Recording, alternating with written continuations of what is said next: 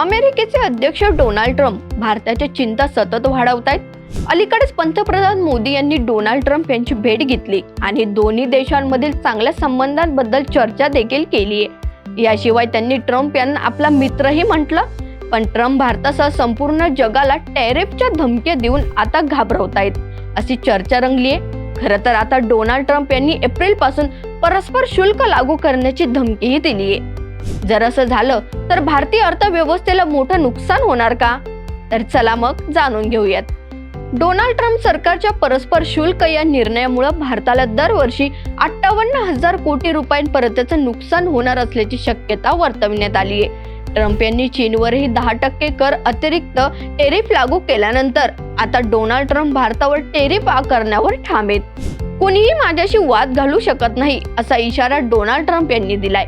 अमेरिकेचे राष्ट्राध्यक्ष Donald Trump भारतावर समान आयात शुल्क आकारण्यावर ठाम असून अब्जाधीश एलॉन मस्क यांच्या सोबतच्या एका मुलाखतीत बोलताना डोनाल्ड ट्रम्प यांनी वॉशिंग्टनच्या करामधून भारताला वगळलं जाणार नाही असं म्हटलंय.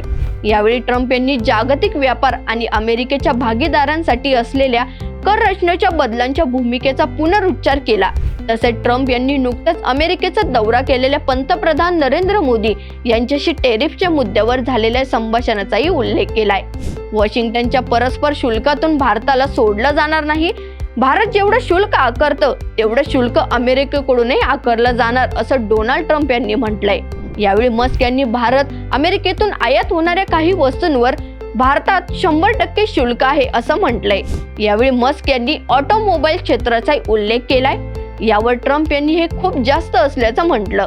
जर अमेरिकन कंपन्यांनी भारतात उत्पादन प्रकल्प उभारले नाहीत तर अशा करांमुळे भारतात विक्री करणं अशक्य होणार असल्याचं ट्रम्प यांनी म्हटलंय. माझ्याशी कोणीही वाद घालू शकत नाही. जर मी 25% म्हटलं तर ते म्हणतील भयंकर आहे असं म्हणतील, पण मी आता असं म्हणणार नाही कारण ते जे काही शुल्क आकारतात तेच आम्ही आकारणार आहोत असं ट्रम्प यांनी स्पष्ट केलंय.